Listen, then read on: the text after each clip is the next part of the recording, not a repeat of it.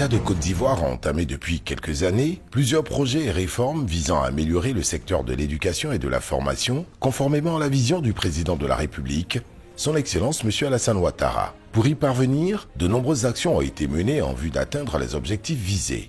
Des investissements importants ont été injectés et l'école a été rendue obligatoire pour les enfants âgés de 6 à 16 ans. Des progrès ont été réalisés en dépit des crises successives, des grèves répétitives et l'exacerbation de la violence en milieu scolaire. L'école ivoirienne a hérité des séquelles des douloureuses crises sociopolitiques qui ont endeuillé la Côte d'Ivoire et qui ont sapé beaucoup d'initiatives dans le sens de l'amélioration de ses performances. Elle a été également impactée négativement par la crise sanitaire mondiale liée à la Covid-19.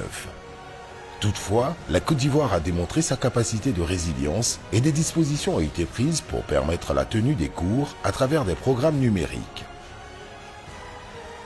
Nommé le 6 avril 2021 au poste de ministre de l'Éducation nationale et de l'alphabétisation, le professeur Maria Toukouné a salué le travail remarquable réalisé par son prédécesseur, Madame Kandia Camara, ministre d'État, ministre des Affaires étrangères, de l'intégration africaine et de la diaspora, dans la perspective de consolider les acquis, mais également d'identifier de potentielles insuffisances pour faire les réformes nécessaires en vue de rendre le système éducatif ivoirien toujours plus performant. Elle a annoncé la tenue des États généraux de l'éducation nationale et de l'alphabétisation (EGENA). Notre boussole doit être la recherche permanente de la performance, de l'excellence, de la qualité et du mérite, sous-tendue par la transparence et l'équité. Mais comment relever sans heurts majeurs les défis de l'éducation systématique et de l'alphabétisation à l'ère du numérique et de la montée des libertés individuelles?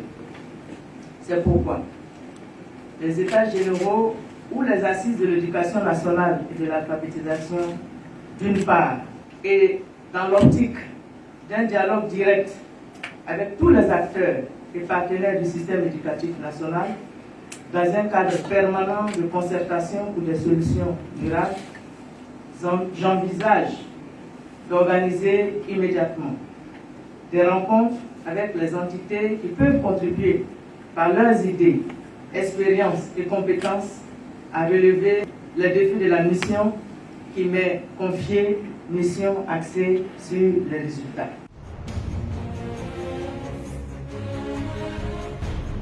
Le ministère de l'Éducation nationale et de l'alphabétisation fait ainsi face à de nouveaux challenges et défis.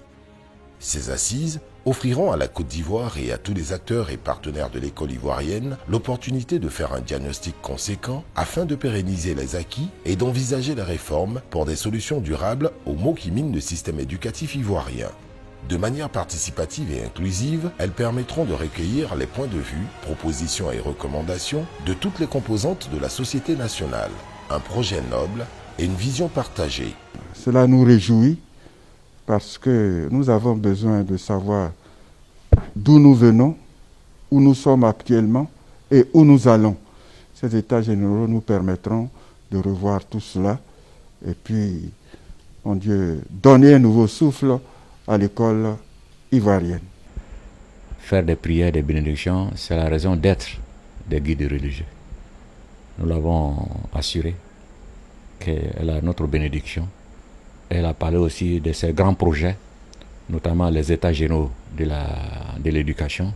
Inch'Allah, la communauté apportera sa contribution.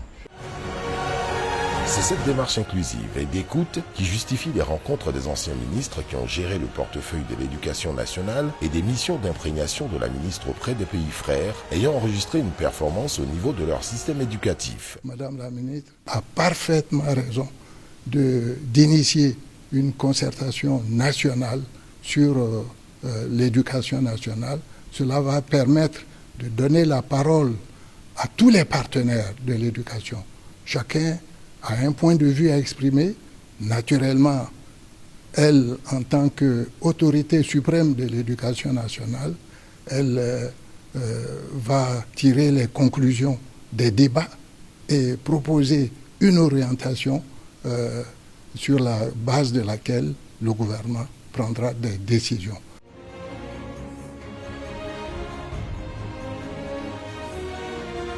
La Côte d'Ivoire est à ses 5e États généraux, après ceux de 1977, organisés par M. Pascal Dikebie Nguessan, secrétaire d'État de l'enseignement primaire et de l'éducation télévisuelle de 1971 à 1976, puis ministre de l'enseignement primaire et de l'éducation télévisuelle de 1976 à 1983, ceux de 1985, organisés par le Dr Bala Keïta, ministre de l'Éducation nationale, de 1983 à 1990, ceux de 1993, organisés par le professeur Saliou Touré et initiés par le Premier ministre Alassane Ouattara, aujourd'hui président de la République de Côte d'Ivoire, ainsi que ceux de 1994, avec le professeur Pierre Kipré, ministre de l'Éducation nationale et de la formation de base, de 1993 à 1999.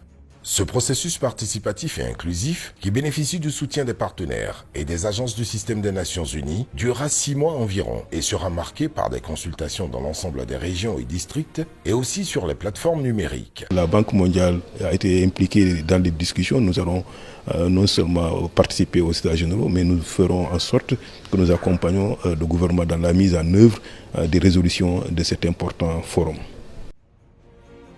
Un tel projet nécessite une grande mobilisation, aussi bien du secteur public que du secteur privé, pour soutenir les actions du gouvernement dirigées par M. Patrick Hachi et accompagner la ministre Maria Toukone, qui est résolument engagée pour une école ivoirienne de qualité et de mérite dans la transparence et l'équité, selon la vision du président de la République, son Excellence M. Alassane Ouattara. Vive la Côte d'Ivoire, vive l'école ivoirienne.